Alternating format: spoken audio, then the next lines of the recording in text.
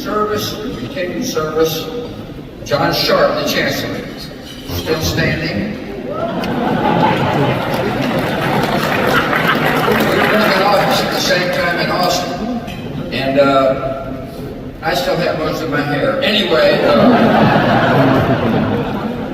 Madam Ambassador, it's a joy sitting next to you. Thank you for being here, and so appreciative of the Emir sending a message. You know, Laura and I are donors, and the reason we are is because we believe it is vital to honor 41's leadership, particularly in this day and age.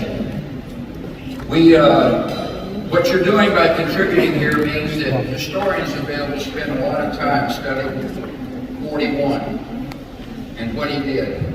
I believe he's the greatest one-term president in the nation's history. And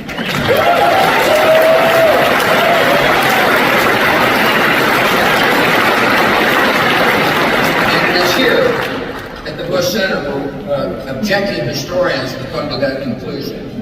I mean, after all, during his brief period, 4 years, they accomplished a lot. Clean Air Act, People with Disabilities Act, Points of Light, the liberation. So many people are in this crowd. Now I know, you're here to justify yourselves. The liberation of Kuwait, one of the great moves, strongest moves of the U.S. foreign policy.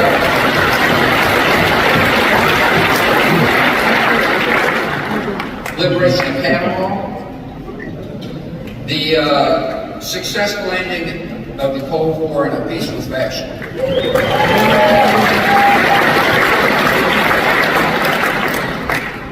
I think more importantly, though, people will come to realize the definition of excellent leadership.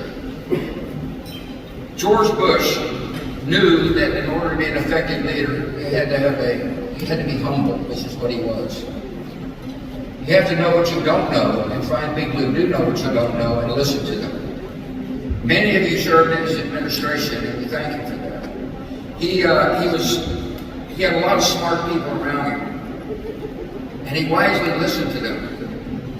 He was a decisive fellow who knew how to take a stand.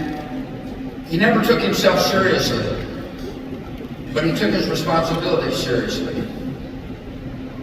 I think one of the most important contributions he made to the country was he understood the office of president is more important than the occupant of the office.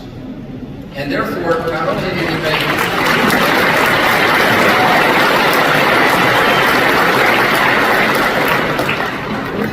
did he make good decisions, but he brought dignity to the office of president. So that sometimes the ship of state may list, but it'll never sink because of the institution protection. You know, he's a guy whose priorities were pretty clear, at least to all of us. His faith was real. His love of family was unbelievably off the charts. He loved his friends, and he loved Texas A&M. Easy to get away. Here's the best, if I might read from our television star daughter, who wrote a letter today that I think sums up very well how we all think about it. Dear Gamby, we miss you. We miss your letters and email. We miss racing through the waves of the Atlantic on your boat, fishing, laughing, and debating around the dinner table. We miss your rules. Don't be afraid to shed a tear when your heart is broken or when a friend is hurting. Nobody likes an overbearing big shot. And as you succeed, be kind to people and thank people along the way. We miss your quiet compassion, like the time you shaved your head for the son of your Secret Service agent who had leukemia. We miss your belief that we are better when we work together, and your lifelong devotion to our country as one of the youngest Navy pilots in World War II. We remember your love of skydiving this week, and many of your grandkids, inspired by you, will jump out of an airplane. Your milestone birthday tradition that you started, and we're happy to continue. You've been gone for 6 years, but we feel you still look, but we feel you still as we look into the sky and see 1,000 points of light, simple acts of love, and in the smiles of your great-grandchildren, devotedly gentle. Now, I occasionally hear from my dad.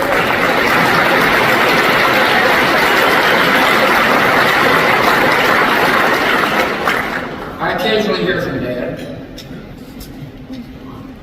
I actually hear from him even though I quit drinking. As a matter of fact, I heard from him today.